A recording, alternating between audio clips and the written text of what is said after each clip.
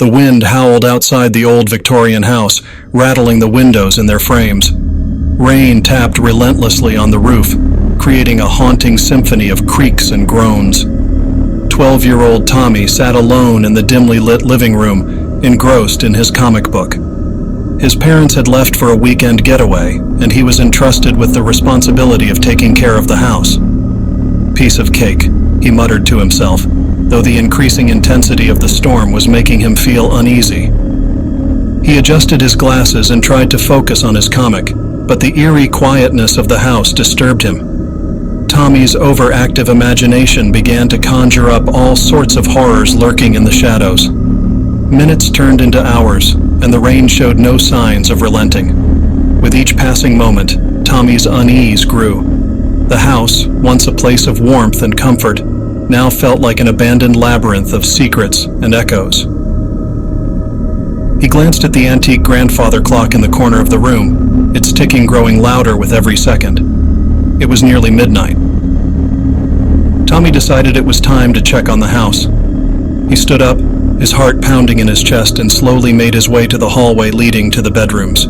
The darkness seemed to swallow him as he ventured deeper into the house. The storm outside intensified, adding to his sense of isolation. As he reached the top of the stairs, he heard a faint whisper coming from his parents' room. He froze, his eyes wide with fear. He couldn't make out the words, but the voice sounded like a distant, mournful cry. Gathering his courage, Tommy inched closer to the door, his hand trembling as he turned the doorknob. The room was bathed in an eerie bluish glow from the lightning outside. Tommy's breath caught in his throat as he saw a shadowy figure standing by the window, its back to him. The figure seemed to be weeping softly. Tommy took a step closer, his voice shaking as he called out, "Mom! Dad?" The figure turned slowly, revealing a ghastly face with sunken eyes and a twisted grin. It was not his parents. Before Tommy could react, the figure lunged at him, its skeletal fingers reaching for his throat. Tommy stumbled back in terror, falling to the ground as the figure passed through him, disappearing into the darkness. Gasping for breath, Tommy scrambled to his feet and ran down the stairs. He needed to get out of the house. As he reached the front door, he fumbled with the doorknob, but it wouldn't budge. Panic set in as he realized he was trapped. The storm outside raged on, the rain now resembling a torrential downpour. Desperate, Tommy turned and dashed for the kitchen. He grabbed a heavy cast-iron skillet from the counter, his trembling hands gripping it tightly. He couldn't stay in the living room, not after what he had seen. He needed to find a way out, even if it meant confronting whatever lurked in the darkness. Tommy moved cautiously through the dimly lit kitchen, his senses on high alert. Every shadow seemed to come alive with sinister intent. He heard strange whispers, echoing voices that seemed to taunt and mock him. The storm outside had become a cacophony of wind and rain, drowning out his fear. Just as he was about to reach the back door, he heard a soft, mournful voice behind him. "Tommy, why did you leave me?" He spun around to find a ghostly figure, a pale woman in a tattered white dress, hovering in the air. Her eyes were filled with sorrow, and her voice quivered with longing. It was his grandmother, who had passed away years ago. Tears welled up in Tommy's eyes as he whispered, "Grandma." But this was no ordinary reunion. The apparition of his grandmother began to change, her form twisting and contorting. Her face twisted into a grotesque mask of agony, and her body became a writhing mass of shadows. Tommy's horror intensified as he realized that this was not his grandmother, but something malevolent taking on her form. The shadowy figure lunged at him, and Tommy swung the cast-iron skillet with all his might. The weapon struck the figure, dispersing it into a cloud of darkness that dissolved into the air. Tommy stumbled back, his heart pounding, and turned to flee through the back door. Outside, the storm raged on, and the rain drenched him instantly. He ran through the backyard, not looking back at the house. As he reached the safety of the street, he heard a bone-chilling scream from within the house, a sound that seemed to carry the torment of countless souls. Tommy didn't stop running until he reached a neighbor's house, where he frantically knocked on the door. The neighbor, an elderly woman, opened it with a worried expression. "What happened, dear?" she asked. Between gasps for breath, Tommy managed to say, "Something's in my house." something terrible. The neighbor called the police, and they arrived at the old Victorian house within minutes. Tommy watched from a distance as they entered the dark, foreboding structure. Hours later, an officer approached him. "There's no one in the house," the officer said. "No signs of a break-in, no evidence of any disturbance." Tommy couldn't believe his ears. He knew what he had seen. He knew what he had felt. The house had been haunted, and whatever had tormented him was still lurking within its walls. Weeks passed, and Tommy's parents returned from their trip, finding their son changed, haunted by the horrors he had witnessed. They decided to move out of the old Victorian house, leaving behind the dark secrets that it held. But Tommy would never forget that fateful night, the night he was home alone, and the night he faced the malevolent spirits that dwelled within the darkness. It was a night that would haunt his dreams for the rest of his life, a night when he learned that sometimes the scariest things aren't the monsters under your bed, but the ones that hide in the shadows of your own home. Once upon a time, in a small town nestled between rolling hills and dense forests, lived a group of adventurous friends: Sarah, David, Emily, and Jake. They were inseparable, and their favorite place to explore was the mysterious woods that bordered their neighborhood. However, there was one place in those woods that sent shivers down their spines: the haunted treehouse. The treehouse stood atop a massive oak tree, its wooden planks weathered and gray, its windows cracked and missing panes. It had been there for as long as anyone could remember, and the townsfolk whispered that it was cursed. Stories abounded of children who had ventured into the treehouse, only to vanish without a trace. One chilly October afternoon, the friends decided to confront their fears and investigate the treehouse once and for all. Armed with flashlights, they ventured into the woods, leaves crunching beneath their feet. The closer they got to the treehouse, the more the woods seemed to close in around them, and the wind whispered eerie secrets through the rustling leaves. As they approached the base of the massive oak, they could see the ladder leading up to the treehouse, its rungs barely holding together. With trembling hands and racing hearts, they began to climb. The treehouse loomed above them like a shadowy sentinel, its windows reflecting the fading sunlight. Sarah, the bravest of the group, reached the top first and pushed open the creaking door. The inside was dusty and filled with cobwebs, but it was otherwise empty. Dust motes danced in the beams of their flashlights as they cautiously entered the treehouse. Emily, always the curious one, spotted an old leather-bound book on a rickety wooden shelf. She reached for it, her fingers brushing the aged pages. The book was filled with strange symbols and diagrams, and they couldn't make out a single word of it. It gave them an uneasy feeling, as if they had stumbled upon something they weren't supposed to see.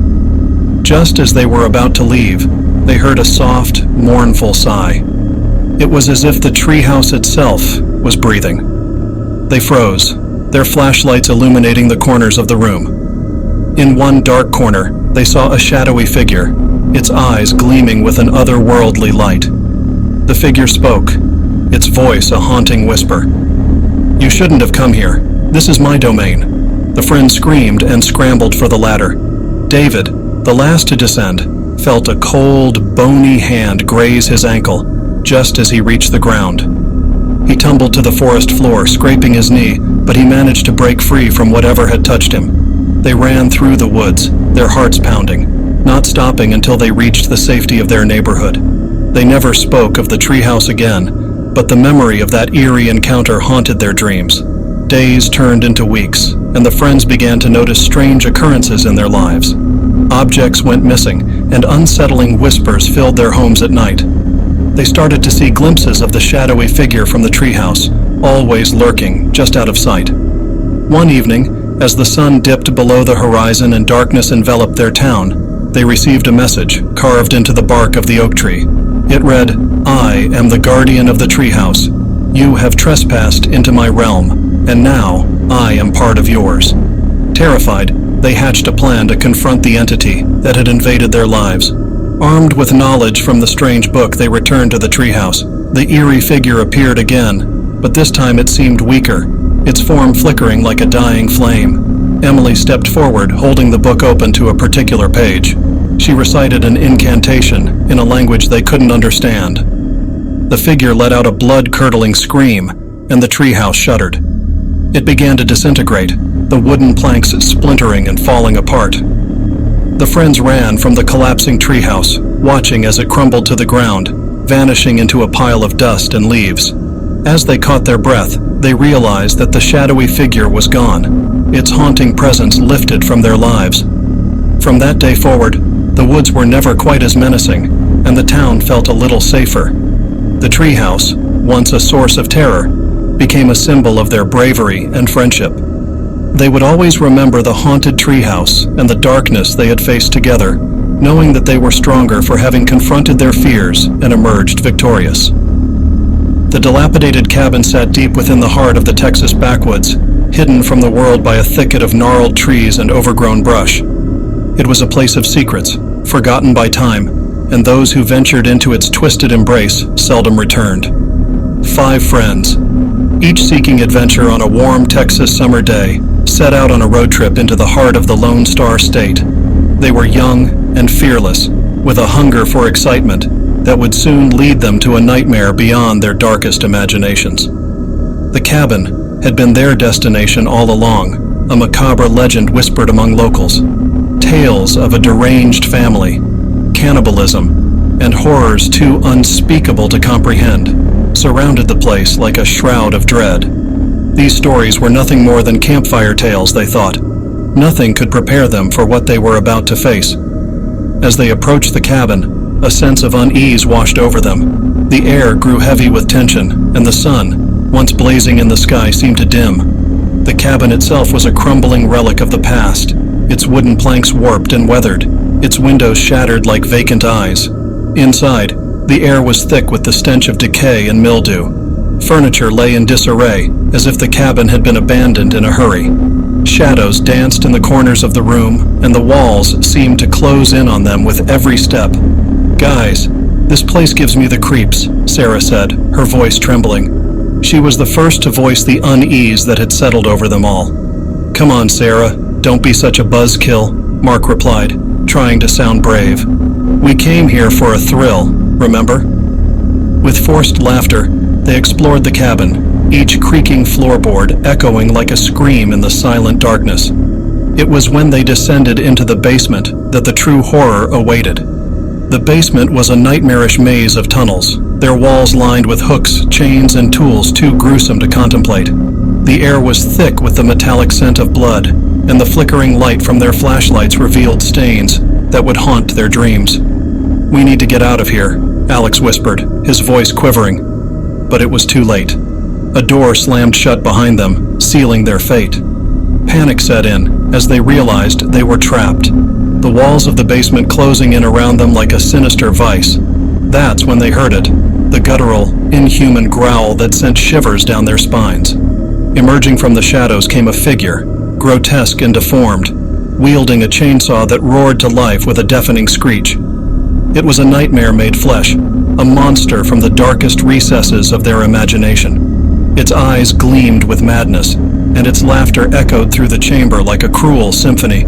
The friends scattered, desperate to escape the approaching horror, but one by one they fell victim to the relentless pursuit of the chainsaw-wielding fiend. The cabin, once a place of dread, had become a chamber of death. Sarah's screams were the last to pierce the darkness as the chainsaw claimed its final victim. Blood splattered the walls, the floor, and the twisted figure that had wrought this nightmare.